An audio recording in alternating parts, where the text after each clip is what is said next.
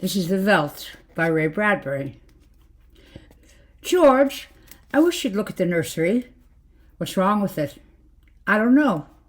Well then, I just want you to look at it is all. Or call a psychologist in to look at it. What would a psychologist want with the nursery? You know very well what he'd want. His wife paused in the middle of the kitchen and watched the stove busy humming to itself, making supper for 4. It's just that the nursery is different now than it was. All right, let's have a look. They walked down the hall of their soundproofed Happy Life home, this house which clothed and fed and rocked them to sleep and played and sang and was good to them. Their approach sensitized a switch somewhere. The nursery light flicked on when they came within 10 feet of it. Similarly, behind them in the halls, lights went on and off as they left them behind with a soft automaticity. Well, said George Hadley. They stood on the thatched floor of the nursery. It was 40 feet across by 40 feet long and 30 feet high. It cost half again as much as the rest of the house. But nothing's too good for our children, George had said. The nursery was silent. It was empty as a jungle glade at hot high noon. The walls were blank and two-dimensional. Now, as George and Lydia Hadley stood in the center of the room, the walls began to purr and recede into crystalline distance, it seemed. Presently an African Veldt appeared in 3 dimensions, on all sides in colors reproduced to the final pebble and bit of straw. The ceiling above them became a deep sky with a hot yellow sun. George Hadley felt the perspiration start on his brow. Let's get out of the sun, he said. This is a little too real. I don't see anything wrong. Wait a moment, you'll see, said his wife. Now the hidden odorophonics were beginning to blow a wind of odor at the 2 people in the middle of the baked Veldt land. The hot straw smell of lion grass, the cool green smell of the hidden water hole, the great rusty smell of animals, the smell of dust like a red paprika in the hot air. And now the sounds, the thump of distant antelope feet on grassy sod, the papery rustling of vultures. A shadow passed through the sky. The shadow flickered on George Hadley's upturned, sweating face. Filthy creatures, he heard his wife say. The vultures. You see, there are the lions, far over that way. Now they're on their way to the water hole. They've just been eating, said Lydia. I don't know what. Some animal. George Hadley put his hand up to shield off the burning light from his squinted eyes. A zebra or a baby giraffe, maybe. Are you sure? His wife sounded peculiarly tense. No, it's a little late to be sure, he said, amused. Nothing over there I can see but cleaned bone, and the vultures dropping for what's left. Did you hear that scream? She asked. No. About a minute ago? Sorry, no. The lions were coming. And again, George Hadley was filled with admiration for the mechanical genius who had conceived this room. A miracle of efficiency selling for an absurdly low price. Every home should have one. Well, occasionally they frightened you with their clinical accuracy. They startled you, gave you a twinge. But most of the time, what fun for everyone. Not only your own son and daughter, but for yourself when you felt like a quick jaunt to a foreign land, a quick change of scenery. Well, here it was. And here were the lions now, 15 feet away. So real, so feverishly and startlingly real, you could feel the prickling fur on your hand. Your mouth was stuffed with the dusty upholstery smell of their heated pelts. The yellow of them was in your eyes like the yellow of an exquisite French tapestry. The yellows of lions in summer grass. The sound of matted lion lungs exhaling on the silent noontide. The smell of meat from the panting, dripping mouths. The lions stood looking at George and Lydia Hadley with terrible green-yellow eyes. Watch out! Screamed Lydia. The lions came running at them. Lydia bolted and ran. Instinctively, George sprang after her. Outside in the hall with the door slammed, he was laughing and she was crying, and they both stood appalled at the other's reaction. George! Lydia. Oh, my dear, poor, sweet Lydia. They almost got us. Walls, Lydia, remember? Crystal walls, that's all they are. Well, they look real, I must admit. Africa in your parlor. But it's all dimensional superactionary, supersensitive color film and mental tape film behind glass screens. It's all odorophonics and sonics, Lydia. Here's my handkerchief. I'm afraid. She came to him and put her body against him and cried steadily. Did you see? Did you feel? It's too real. Now, Lydia, you've got to tell Wendy and Peter not to read any more on Africa. Of course, he patted her. Promise? Sure. And lock the nursery for a few days until I get my nerves settled. You know how difficult Peter is about that. When I punished him a month ago by locking the nursery for even a few hours, the tantrum he threw, and Wendy too, they live for that nursery. It's got to be locked. That's all there is to it. All right. Reluctantly, he locked the huge door. You've been working too hard. You need a rest. I don't know, she said, blowing her nose, sitting down in a chair that immediately began to rock and comfort her. Maybe I don't have enough to do. Maybe I have time to think too much. Why don't we shut the whole house off for a few days and take a vacation? You mean you want to fry my eggs for me? Yes, she nodded. And darn my socks? Yes, frantic, watery-eyed nodding. And sweep the house? Yes. But I thought that's why we bought this house, so we wouldn't have to do anything. That's just it. I feel like I don't belong here. The house is wife and mother now, and nursemaid. Can I compete with an African Veldt? Can I give a bath and scrub the children as efficiently or quickly as the automatic scrub bath can? I cannot. It isn't just me. It's you. You've been awfully nervous lately. I suppose I have been smoking too much. You look as if you don't know what to do with yourself in this house either. You smoke a little more every morning, and you drink a little more every afternoon, and need a little more sedative every night. You're beginning to feel unnecessary too. Am I? He paused and tried to feel into himself to see what was really there. Oh, George. She looked beyond him at the nursery door. Those lions can't get out of there, can they? He looked at the door and saw it tremble as if something had jumped against it from the other side. Of course not, he said. At dinner they ate alone, for Wendy and Peter were at a special plastic carnival across town, had televised home to say they'd be late to go ahead eating. So George Hadley, bemused, sat watching the dining room table produce warm dishes of food from its mechanical interior. We forgot the ketchup, he said. Sorry, said a small voice within the table, and ketchup appeared. As for the nursery, thought George Hadley, it won't hurt for the children to be locked out of it for a while. Too much of anything isn't good for anyone. It was clearly indicated that children had been spending a little too much time on Africa. That sun, he could feel it on his neck, still like a hot paw, and the lions, the smell of blood. Remarkable how the nursery caught the telepathic emanations of the children's minds, created life to fill their every desire. The children thought lions, and there were lions. The children thought zebras, and there were zebras. Sun, sun. Giraffes, giraffes. Death and death. At last, he chewed tastelessly on the meat that the table had cut for him. Death thoughts. They were awfully young, Wendy and Peter, for death thoughts. Oh, no, you were never too young, really. Long before you knew what death was, you were wishing it on someone else. When you were 2 years old, you were shooting people with cap pistols. But this long, hot African Veldt, the awful death in the jaws of the lion, and repeated again and again. Where are you going? He didn't answer Lydia. Preoccupied, he let the lights glow softly on ahead of him, extinguished behind him as he padded to the nursery door. He listened against it. Far away, a lion roared. He unlocked the door and opened it. Just before he stepped inside, he heard a faraway scream, and another roar from the lions, which subsided quickly. He stepped into Africa. How many times in the last year had he opened this door and found Wonderland, Alice, the Mock Turtle, or Aladdin and his magical lamp, or Jack Pumpkinhead of Oz, or Dr. Dolittle, or the cow jumping over a very real-appearing moon, all the delightful contraptions of a make-believe world. How often had he seen Pegasus flying in the sky ceiling, seen fountains of red fireworks, heard angel voices singing. But now, this yellow, hot Africa, this bake oven with murder in the heat. Perhaps Lydia was right. Perhaps they needed a little vacation from the fantasy, which was growing a bit too real for 10-year-old children. It was all right to exercise one's mind with gymnastic fantasies. When the lively child mind settled on one pattern, it seemed that, at a distance for the past month, he had heard lions roaring, smelled their strong odor seeping as far away as his study door. Being busy, he had paid it no attention. George Hadley stood on the African grassland alone. The lions looked up from their feeding, watching him. The only flaw to the illusion was the open door through which he could see his wife, far down the dark hall, like a framed picture, eating her dinner abstractedly.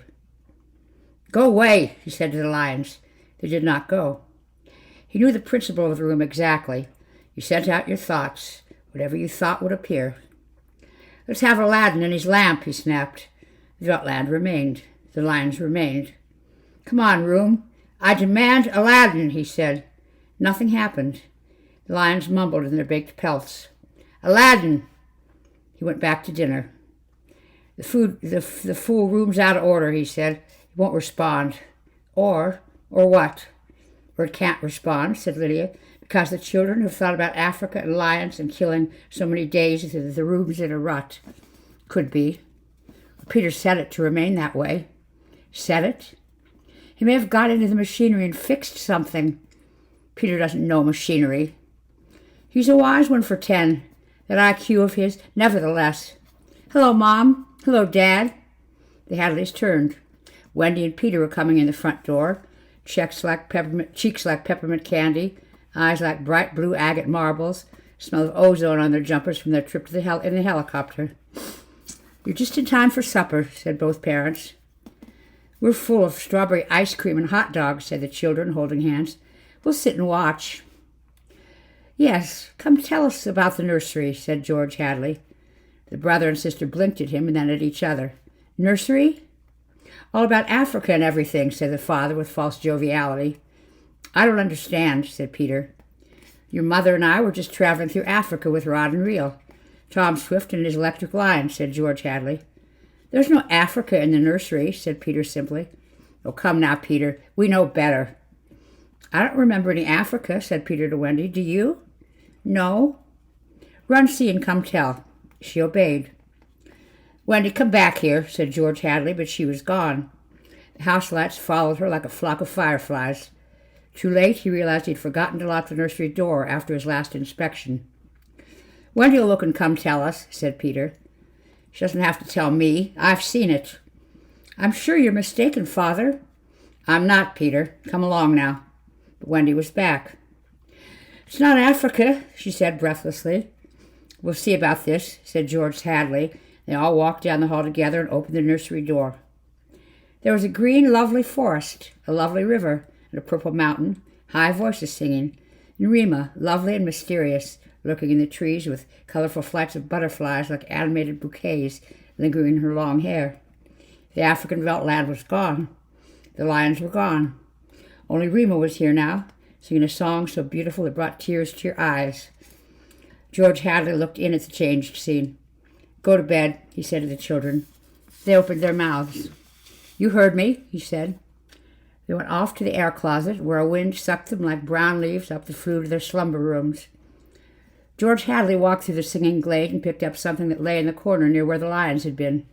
He walked slowly back to his wife. What is that? She asked. An old wallet of mine, he said. He showed it to her. The smell of hot grass was on it, and the smell of lion. There were drops of saliva on it. It had been chewed. There were blood smears on both sides.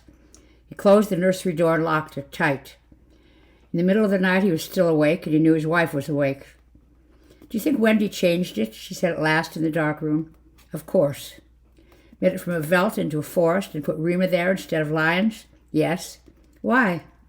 I don't know. But it's staying locked until I find out. How did your wallet get there? I don't know anything, he said, except that I'm beginning to be sorry we brought that room for the children. If children are neurotic at all, a room like that, it's supposed to help them work off their neurosis in a healthful way. I'm starting to wonder. He stared at the ceiling. We've given the children everything they ever wanted. Is this our reward? Secrecy? Disobedience? Who was it said, children are carpets, they should be stepped on occasionally. We've never lifted a hand. They're insufferable, let's admit it. They come and go when they like. They treat us as if we were the offspring. They're spoiled and we're spoiled. They've been acting funny ever since you forbade them to take the rocket to New York a few months ago. They're not old enough to do that alone, I explained. Nevertheless, I've noticed they've been decidedly cool toward us since. I think I'll have David McLean come tomorrow morning and have a look at Africa. But it's not Africa now. It's Green Mansion's country in Rima. I have a feeling it'll be Africa again before then. A moment later, they heard the screams. 2 screams. 2 people screaming from downstairs. And then a roar of lions. Wendy and Peter aren't in their rooms, said his wife. He lay in his bed with his beating heart. No, he said. They've broken into the nursery. Those screams, they sound familiar. Do they? Yes, awfully. Although their beds tried very hard, the two adults couldn't be rocked to sleep for another hour. A smell of cats was in the night air. Father, said Peter. Yes. Peter looked at his shoes. He never looked at his father any more, nor at his mother. You aren't going to lock up the nursery for good, are you? That all depends. On what? Snapped Peter. On you and your sister. If you intersperse this Africa with a little variety, Sweden perhaps, or Denmark, or China, I thought we were free to play as we wished. You are, within reasonable bounds. What's wrong with Africa, Father? Oh, so now you admit you've been conjuring up Africa, do you? I wouldn't want the nursery locked up, said Peter coldly. Ever. Matter of fact, we're thinking of turning the whole house off for about a month. Live sort of a carefree one for all existence. That sounds dreadful. Will I have to tie my own shoes instead of letting the shoe tire do it? And brush my own teeth and comb my hair and give myself a bath? It'd be fun for a change, don't you think? No, it would be horrid. I didn't like it when you took out the picture painter last month. That's because I wanted you to learn to paint all by yourself, son. I don't want to do anything but look and listen and smell. What else is there to do? All right, go play in Africa. Will you shut off the house sometime soon? We're considering it. I don't think you better consider it any more, Father. I won't have any threats from my son. Very well. Peter strolled off to the nursery. Am I on time? Said David McLean. Breakfast? Asked George Hadley. Thanks, had some. What's the trouble? David, you're a psychologist. I should hope so. Well then, have a look at our nursery. You saw it a year ago when you dropped by. Did you notice anything peculiar about it then? Can't say I did. Usual violences, tendency toward a slight paranoia here or there, usual in children because they feel persecuted by parents constantly, but, oh really, nothing. They walked down the hall. I locked the nursery up, explained the father. The children broke back into it during the night. I let them stay so they could form the patterns for you to see. There was a terrible screaming from the nursery. There it is, said George Hadley. See what you make of it. They walked in on the children without rapping. The screams had faded. The lions were feeding. Run outside a moment, children, said George Hadley. No, don't change the mental combination. Leave the walls as they are. Get. With the children gone, the two men stood studying the lions clustered at a distance, eating with great relish whatever it was they had caught. I wish I knew what it was, said George Hadley. Sometimes I can almost see. Do you think if I bought high-powered binoculars here? And David McLean laughed dryly. Hardly. He turned to study all four walls. How long has this been going on? A little over a month. Certainly doesn't feel good. I want facts, not feelings. My dear George, a psychologist never saw a fact in his life. He only hears about feelings, vague things. This doesn't feel good, I tell you. Trust my hunches and my instincts. I have a nose for something bad. This is very bad. My advice to you is to have the whole damn room torn down, your children brought to me every day during the next year for treatment. Is it that bad? I'm afraid so. One of the original uses of these nurseries was so that we could study the patterns left on the walls by the child's mind, study at our leisure, and help the child. In this case, however, the room has become a channel toward destructive thoughts instead of a release away from them. Didn't you sense this before? I sensed only that you'd spoiled your children more than most, and now you're letting them down in some way. What way? I wouldn't let them go to New York. What else? I've taken a few machines from the house and threatened them a month ago with closing up the nursery unless they did their homework. I did close it for a few days to show I meant business. Aha! Does that mean anything? Everything. Where before they had a Santa Claus, now they have a Scrooge. Children prefer Santas. You've let this room and this house replace you and your life and your children's affections. This room is their mother and father, far more important in their lives than their real parents. And now you come along and want to shut it off. No wonder there's hatred here. You can feel it coming out of the sky. Feel that sun. George, you'll have to change your life. Like too many others, you've built it around creature comforts. Why, you'd starve tomorrow if something went wrong in your kitchen. You wouldn't know how to tap an egg. Nevertheless, turn everything off. Start new. It'll take time. We'll make good children out of bad in a year. Wait and see. Won't the shock be too much for the children, shutting the room up abruptly for good? I don't want them going any deeper than this, into this, that's all. The lions were finished with their red feast. The lions were standing on the edge of the clearing watching the two men. Now I'm feeling persecuted, said McLean. Let's get out of here. I never have cared for these damn rooms. Make me nervous. The lions look real, don't they? Said George Hadley. I don't suppose there's any way. What? That they could become real? Not that I know. Some flaw in the machinery? A tampering or something? No. They went to the door. I don't imagine the room will like being turned off, said the father.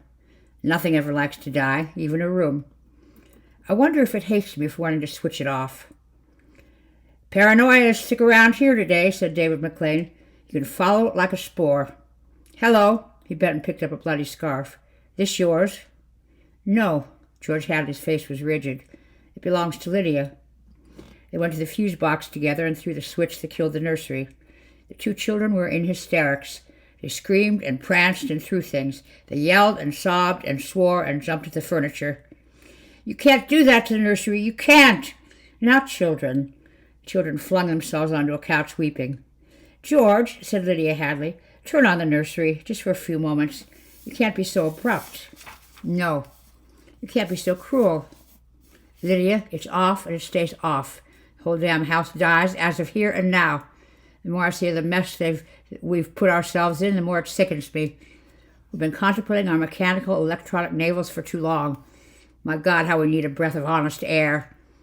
And he marched about the house, turning off the voice clocks, the stoves, the heaters, the shoe shiners, the shoelacers, the body scrubbers and swabbers and massagers, every other machine he could put his hand to. The house was full of dead bodies, it seemed. It felt like a mechanical cemetery, so silent. None of the humming, hidden energy of machines waited to function at the tap of a button. Don't let them do it, wailed Peter at the ceiling as if he was talking to the house, the nursery. Don't let Father kill everything. He turned to his father. Oh, I hate you. Insults won't get you anywhere. I wish you were dead. We were for a long while. Now we're going to really start living. Instead of being handled and massaged, we're going to live. Wendy was still crying, and Peter joined her again.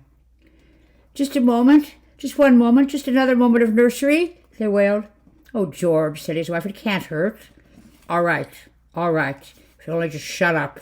1 minute, mind you, and then off forever. Daddy, Daddy, sang the children, smiling with wet faces.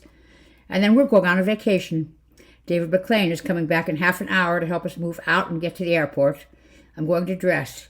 You turn the nursery on for a minute, Lydia. Just a minute, mind you. The three of them were babbling off while he let himself be vacuumed upstairs through the air flue and set about dressing himself. A minute later, Lydia appeared. I'll be glad when we get away. Did you leave them in the nursery? I wanted to dress too. That horrid Africa. What can they see in it? Well, in 5 minutes we'll be on our way to Iowa. Lord, how did we ever get in this house? What prompted us to buy a nightmare? Pride, money, foolishness. I think we'd better get downstairs before those kids get engrossed with those damn beasts again. Just then they heard the children calling. Daddy, Mommy, come quick, quick! They went downstairs and the air flew and ran down the hall. The children were nowhere in sight. Wendy? Peter! They ran into the nursery. The Veldt was empty, save for the lions, waiting, looking at them. Peter? Wendy? The door slammed. Wendy! Peter! George Hadley and his wife whirled and ran back to the door. Open the door, cried George Hadley, trying the knob. Well, they've locked it from the outside. Peter! He beat at the door. Open up! He heard Peter's voice outside against the door. Don't let them switch off the nursery in the house, he was saying. Mr. and Mrs. George Hadley beat at the door. Now, don't be ridiculous, children. It's time to go. Mr. McLean will be here in a minute, and then they heard the sounds. The lions on 3 sides of them, in the yellow Veldt grass, padding through the dry straw, rumbling and roaring in their throats. The lions. Mr. Hadley looked at his wife, and they turned and looked back at the beasts, edging slowly forward, crouching, tail stiff.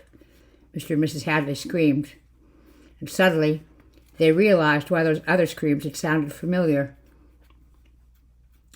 "Well, here I am," said David McLean in the nursery doorway.